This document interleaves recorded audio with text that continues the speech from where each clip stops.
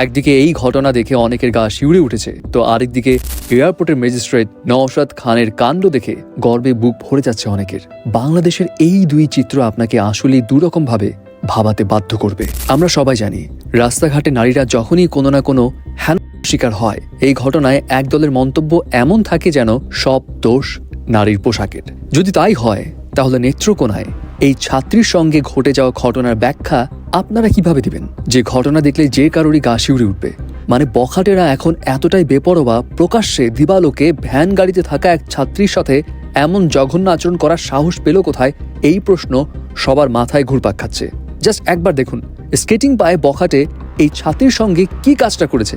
মেয়েটি যেখানে নিজে সামলাতে ব্যস্ত, অথচ সেই জায়গায় ছেলেটি পৈশাচিক উল্লাসে মেতে আছে, ইভেন ভিডিও করে ছেড়েও দিয়েছে।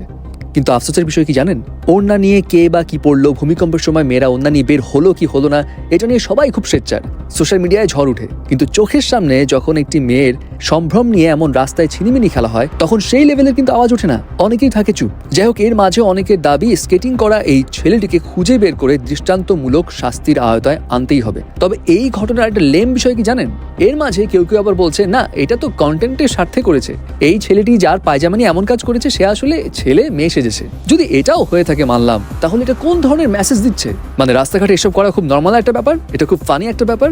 যাই হোক, এখন এর বিচার কি হওয়া উচিত, দৃষ্টান্তমূলক শাস্তি কেমন হওয়া উচিত, এটা নিয়ে আপনারাই মন্তব্য করবেন। এবং ঘটনা যদি আসলে সত্য হয়ে থাকে, সে যদি কোনো মেয়ের সঙ্গে এমন আচরণ করে থাকে, তাহলে অবশ্যই শাস্তি হওয়া উচিত। যার কারণে ভিডিওটা শেয়ার করাও কিন্তু অত্যন্ত প্রয়োজন, যাতে সবাই তাকে চিনতে পারে। এবার আসি নওশাদ খানের কাছে।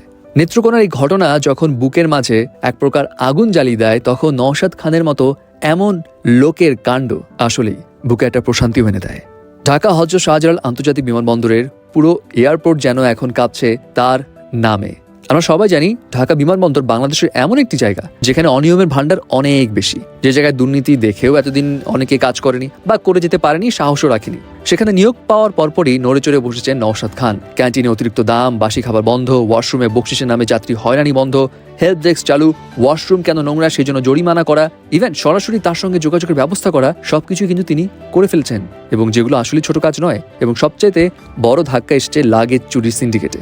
লাগেজ রিলিজকারী কর্মীদের শরীরে ক্যামেরা লাগানো হয়েছে, যেই ভিডিওর অ্যাক্সেস থাকবে তার হাতেই। অনেকের মতে এটা যেন বহু বছরের লুটপাটে আগুন ঢেলে দিলেন তিনি। But at the same time অনেকের এটাও প্রশ্ন, তিনি তরুণ, তার ভিতরে এক অন্য রকমের অনিশ্চিত আগুন জ্বলছে। কিন্তু সিন্ডিকেট তো বাংলাদেশের শিরায় শিরায়। এই সিন্ডিকেটে তিনি 6 মাস টিকে থাকতে পারবেন তো, নাকি তাকেও করে দেওয়া হবে বদলি কোনো জায়গায়?